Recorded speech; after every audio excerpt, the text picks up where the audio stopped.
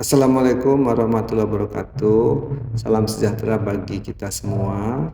Perkenankan kami mempresentasikan atau men-sharing sedikit pengetahuan mengenai bagaimana kita mendiagnosis dan mengelola infeksi tuberkulosis laten pada pasien dengan gangguan imunitas.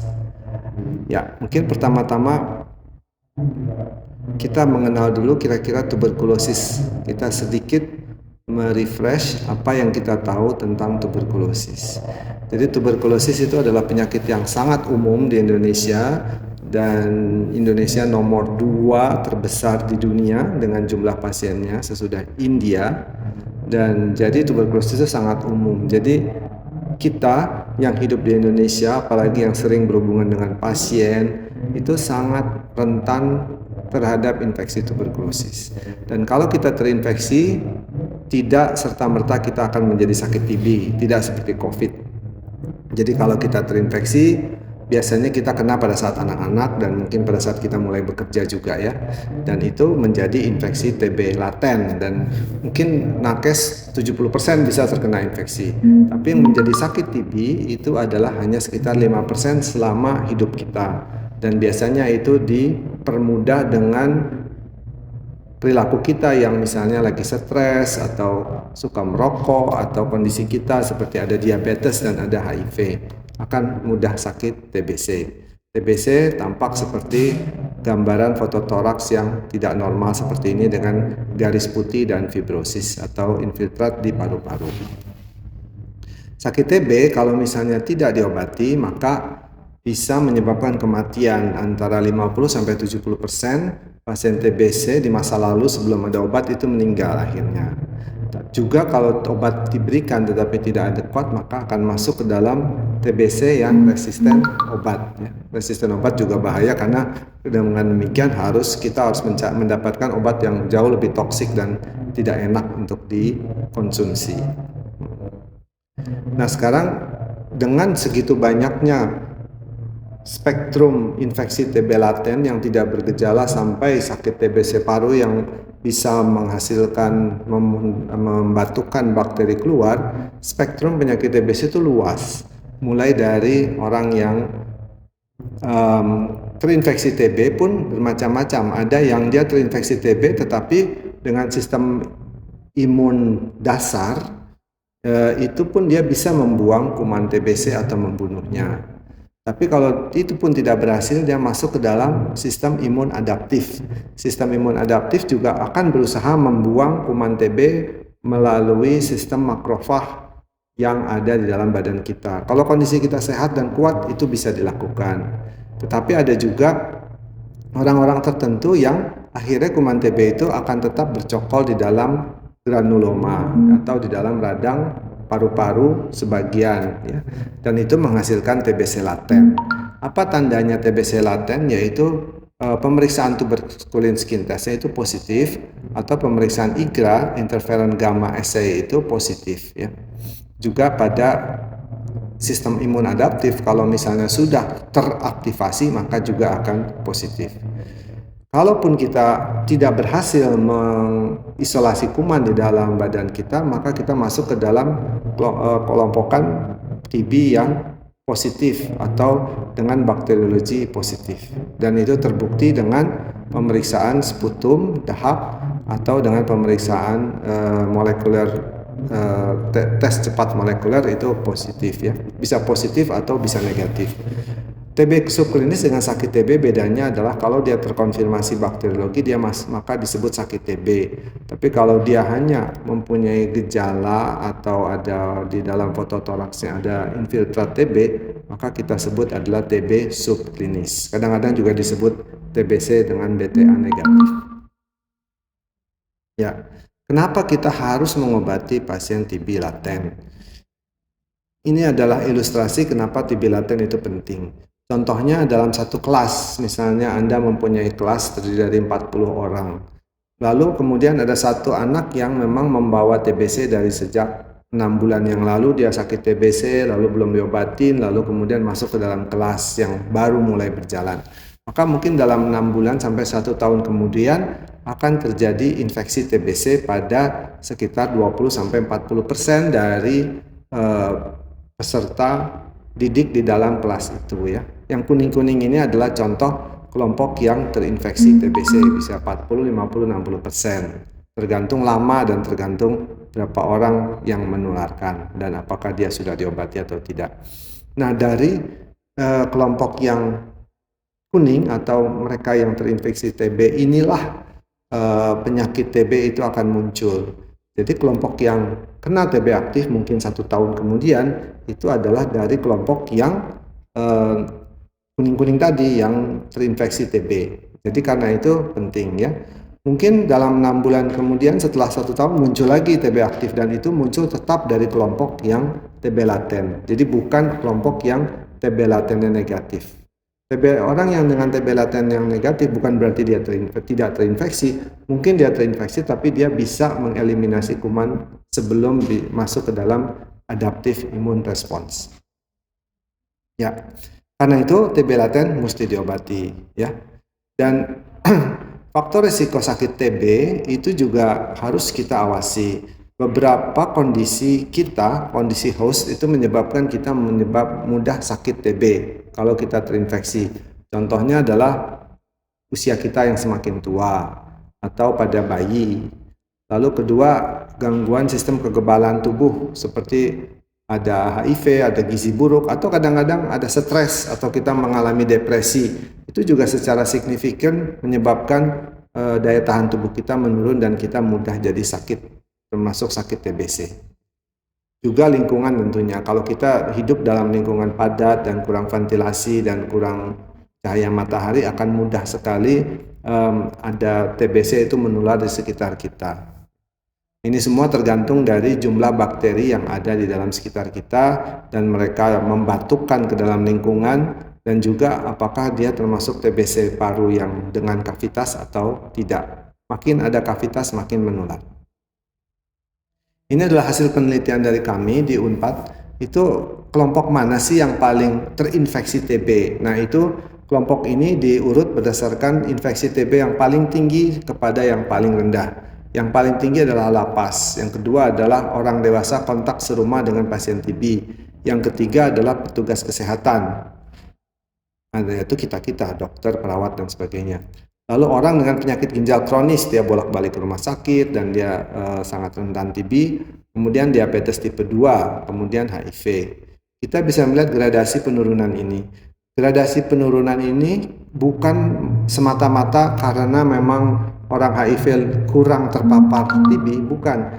Tapi diabetes dan penyakit ginjal kronis dan HIV jumlahnya mengurang itu karena memang kemungkinan dia untuk memberikan hasil positif IGRA atau positif tuberculin skin test itu juga melemah karena sistem imun yang lemah. Itu kita bisa lihat di sini bahwa kejadian sakit TBC-nya itu ternyata paling besar pada penderita HIV dan kemudian pada diabetes itu sebesar 5 kali lipat dan sementara pada kelompok orang yang relatif sehat kayak petugas kesehatan dan orang dewasa kontak serumah yaitu hanya 1,2 dan 1,9. Kalau kita bandingkan dengan populasi, kejadian TB 0,6% di dalam populasi komunitas di Indonesia, maka kejadian TB pada petugas kesehatan seperti kita itu adalah 3 kali lipat. Dan pada dewasa kontak serumah adalah 2 kali lipat, pada warga binaan adalah 4 kali lipat, sedangkan pada penderita HIV itu bisa mencapai 20 kali lipat. Ya. Itu adalah angka-angka risiko yang umum kita temukan. Seperti dalam slide yang berikut ini kita bisa lihat. Orang hidup dengan HIV AIDS itu malah risiko relatifnya bisa antara 50 sampai 170. Lalu penerima organ transplantasi itu antara 20 sampai 74 karena mereka mengkonsumsi imunosupresan. Lalu pasien dengan silikosis, gangguan paru-parunya ya. Penyakit ginjal kronis 10 sampai 25. Dia mempunyai infeksi TB baru. Jadi penyakit TB paling sering muncul dalam 2 tahun pertama setelah kita terinfeksi baru. Lalu keganasan, riwayat sakit TB sebelumnya dia mempunyai lesi di fototoraks itu juga menjadi risiko. Lalu pengguna TNF alpha blockers, contohnya penderita rheumatoid arthritis yang memakan obat-obat TNF alpha blocker ya, atau disebut juga DMARD, disease modifying agent. Juga pengguna kortikosteroid, diabetes mellitus, dan juga jangan lupa merokok, itu sekitar 2-3 kali lipat lebih menyebabkan kita mungkin sakit TB. Peminum alkohol juga itu termasuk risiko yang terbesar saat ini di India ya. Tetapi di Indonesia yang paling sering dan sudah mendapatkan obat laten TB secara rutin adalah penderita dengan HIV/AIDS. Bagaimana kita mengobati pasien? Bagaimana kita mengobati laten TB? Dan ini adalah alur yang agak sedikit jelimet untuk mengobati laten TB. Karena itu prinsipnya adalah kita melihat dulu dia ada sakit TB-nya atau tidak. Kalau dia tidak sakit TB, maka kita masuk memikirkan adakah kontraindikasi untuk pemberian obat laten TB. Kalau tidak, prinsipnya kita berikan obat laten TB untuk penderita HIV. Kalau penderita HIV karena dia demikian tinggi risiko relatifnya, tidak perlu ditentukan dulu dia TST positif, tuberculin skin test positif, atau IGRA positif atau tidak. Semua penderita HIV tidak peduli CD4 berapa harus mendapatkan profilaksis laten TB atau terapi laten TB selama paling sedikit 6 bulan dengan INH. Ya, untuk supaya lebih jelas mungkin kita fokuskan kepada penderita dengan HIV. Penderita HIV itu kita lihat bahwa kita harus pertama screening gejala. Kalau ada kecurigaan sakit TB seperti ada gejala batuk, demam, kehilangan berat badan, itu lebih baik pasien itu di screening dulu dan diperiksa seksama apakah ada TB. Kalau ada TB maka dia harus mendapatkan obat TB sesuai standar. Dan disinilah kita harus memilah-milah dan memberikan kecurigaan yang lebih berat ke arah sakit TB daripada ke arah daripada laten TB ya. Karena begitu ada gejala lebih aman kita menduga dia adalah dia kemungkinan sakit TB karena misalnya baru batuk selama 3 minggu dan tidak hilang-hilang dan sedikit meriang walaupun chest x-ray masih normal. Lebih bagus kita anggap dia sebagai TB karena obatnya bisa mendapatkan full regimen. Tapi benar-benar yang bersih, tidak ada gejala dan kondisi masih baik, itu baru kita masukkan dalam terapi laten TB. Untuk pasien imunokompromis yang lain, kebetulan teman-teman dari rheumatologis di Indonesia, mereka sudah membuat pedoman juga, dan pedoman ini kami pikir cukup baik ya. Jadi kandidat penerima DMARD atau disease modifying agent untuk rheumatoid disease, itu kita evaluasi TB aktif. Kalau dia terduga TB aktif, maka kita terapi TB ya, dan evaluasi TB dan pemberian DMARD-nya ditunda. Kalau dia bukan TB aktif, maka kita periksa faktor risiko, ya, risiko mayor atau risiko minor. Ya. Risiko mayornya misalnya dia mempunyai riwayat TB sebelumnya atau di dalam rumahnya ada yang sakit TB. Ya.